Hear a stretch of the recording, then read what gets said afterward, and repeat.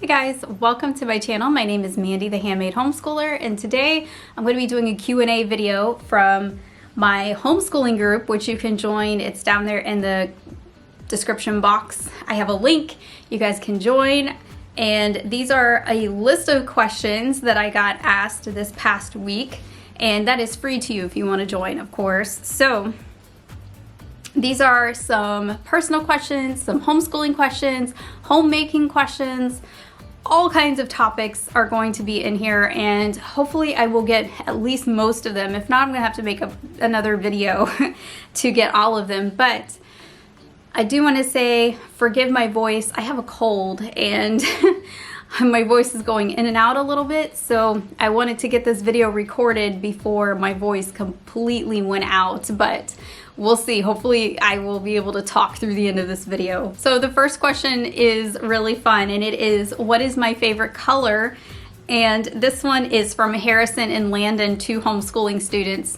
My favorite color is pink, definitely pink. I love all things pink, especially like really soft pink. I think that's my absolute favorite right now, but it has changed. It used to be purple. Now, Rachel asks, what led you to homeschool, and have you always thought you would? No, I did not always think I would homeschool. I went to college to be a teacher, and I thought I was going to teach until I was old and gray. I love kids, and that was the profession that I had picked, and I never thought I would homeschool because all my professors used to tell us and hammer into us that homeschooling your kids was the worst thing that you could possibly do as a parent. So for me, homeschooling was never on my radar until somebody suggested it around year 2015 or so, and then my whole world opened up. Stephanie asks, I struggle with myself. Do you find time to relax with your friends? No husband or kids, just friends.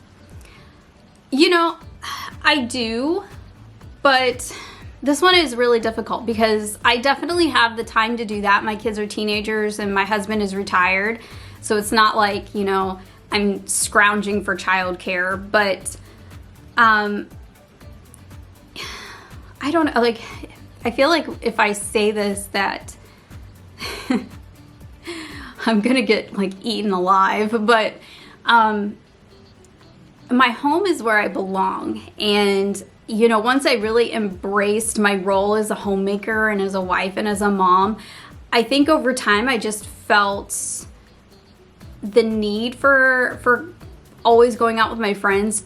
It really started to diminish, and y'all don't have to feel that way, so you don't have to attack me, but I do still find time to go out with my friends. I went out with my friend for coffee a couple of weeks ago, and it was great, and it was edifying, and I adore her, and I hope we do it again soon. But do I like make weekly or monthly dates to go out with friends? No, I don't, and I don't really feel the need to. And actually, it sounds so corny. It sounds so corny, but my husband is really my best friend. I don't have a girl best friend. My husband has always been my best friend. He has ever since I've known him. And it's probably gonna be like that till the day I die. I don't see that ever changing, and he's here with me all the time. So, I don't really feel the need for that, but I do find time to go out with him on dates. Every now and then we do go out for coffee or to Chick-fil-A, because that's my favorite place. I think my favorite thing to do is to go out to lunch with him to Chick-fil-A, and Hobby Lobby is just right across the street, and then we go over to Hobby Lobby. It's like the perfect Christian couple date, right? So cliche. Tips for homeschooling or raising godly boys in particular.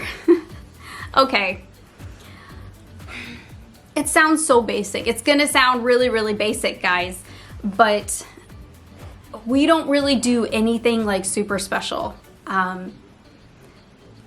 If I really think about it, the things that we probably do the most is we make church a priority. We are in a biblically based Bible preaching church with expository preaching.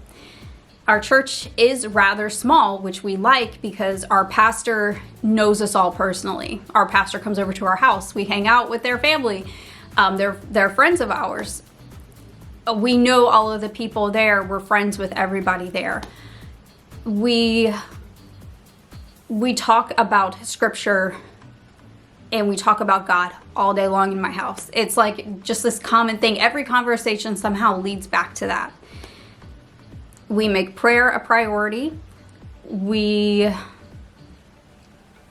do family worship. So we have, at the end of the night, we study Bible together. Right now we're going through the Paul Washer series on Proverbs. We make these things a priority in our lives and in our children's lives, and everything just seems to kind of flow in place from there. So I would make Bible reading in church a priority and really just do it. The younger you can do it, the better. How do you homeschool different ages? Different ages. My kids are 4 school years apart, which is just too far enough apart to really do a whole lot of curriculum as a table subject. If they were 3 years apart, I could probably get away with it, but 4, no, especially the older they get.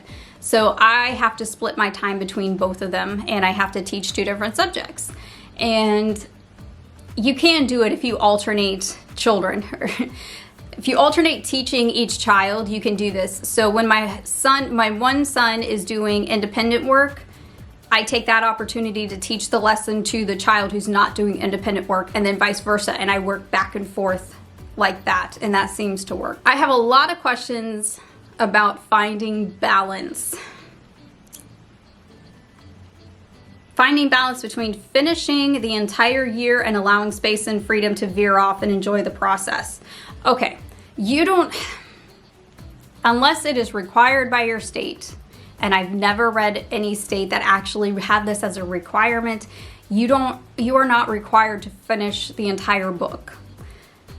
You can take time to veer off onto different subjects. Now, the only subjects that I would stress to really finish the subject would be math. I think that's the only subject I would say I would want to finish that, just because if you're in a state like mine that tests the kids, they may need to know everything from that year on the standardized tests that they're going to take. Like my kids, we have to take the CAT test every single year. So I want to make sure that they finish their math because they could see it on that test. Now, we've never had a problem with that. We use teaching textbooks and we've never had a problem finishing, but I do want to make sure that they get all the concepts learned before they take that CAT test. And that might be more important as they get into those high school years, especially when they're looking at SAT and ACT prep. So take that for what it's worth. High school scares me. None of my kids have any interest in college. How do you teach to interest and follow your state guidelines? Not every kid is going to go to college. I think that that's totally an individual and family decision on you guys' part. I don't think anything that I really say on that topic is really going to be relevant to your situation, but my kids, they are interested in college, and right now they're both interested in trade school. So luckily we have a trade school right here in our town, so that's just perfect for me. So I'm happy with them going into trade school, and we're not really pushing college, but I'm going to prepare them to make that decision. I feel like I was really pushed into college, and I was really pushed before I knew what I wanted to do, I think. So if you're going to push them into college and that type of thing, I would have them go for like maybe a general degree. And that's what I got first before I really hammered out what I wanted to do. And then I went for my elementary education degree. So, I think it's really all up to you and your family. How do you balance health issues and homeschooling? It's hard. I think now that my kids are older, it's a lot easier. But if my kids were younger, and when they were younger, this was a little bit harder. I have a chronic illness. I'm sick at least one full week out of every single month, and sometimes in between. So I have a lot on my plate. I have to really stress having my kids be independent in certain subjects, and that has probably been the one thing that has saved me more than anything else. Making sure that my kids were super, super independent with things like, you know, figuring out like where they're supposed to be in their subject, their assignment for the day, that type of thing. And of course, I oversee everything, but there are times where, you know, I can't even be in that room. I have to be laying on the couch or something. We call it couch schooling. And the kids just bring me their books, and if I have to teach a lesson from the couch, I will teach a lesson from the couch. But it's really on me to be overly prepared, especially if I know that an attack is coming and I'm going to be sick. It's really on me to be overly prepared for those types of days. And, you know, I take the weekends to do that. I take the weekends to prep ahead. So making sure that you prep ahead, have all of your medications, and do school from the couch if you need to, do it laying down, or if it's really, you know, a day, which I have those days, just put on a movie and call it a day. I've done it multiple times. Balancing homeschool and cleaning, cooking, errands, and appointments.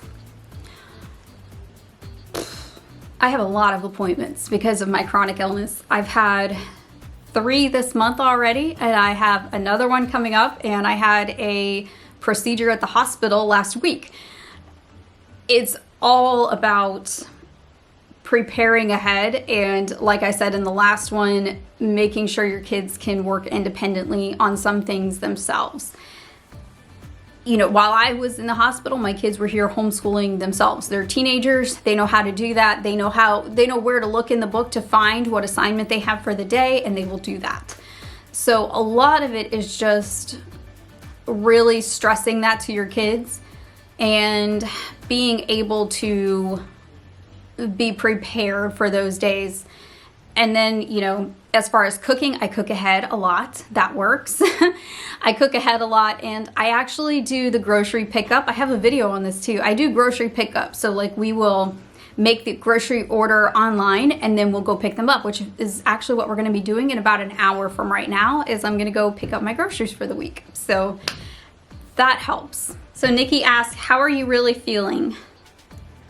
So this is in response to my illness. I'm doing okay.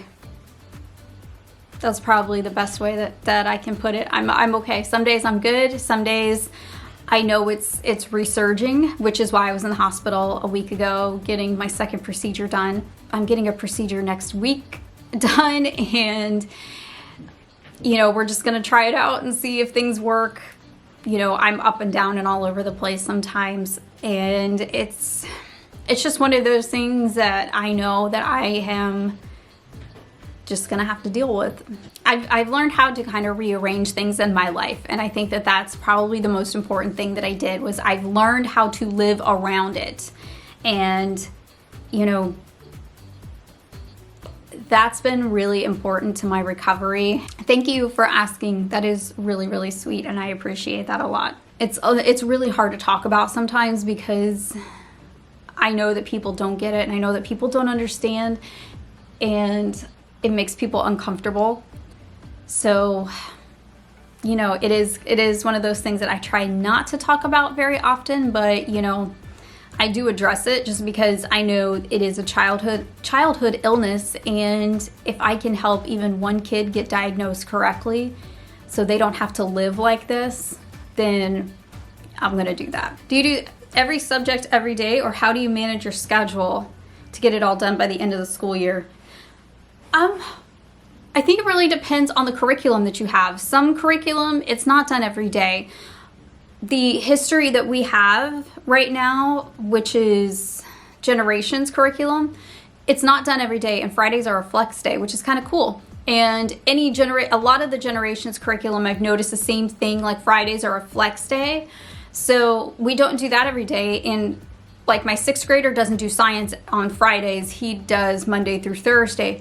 So it really just like depends on the publisher and how they set it up and things like that.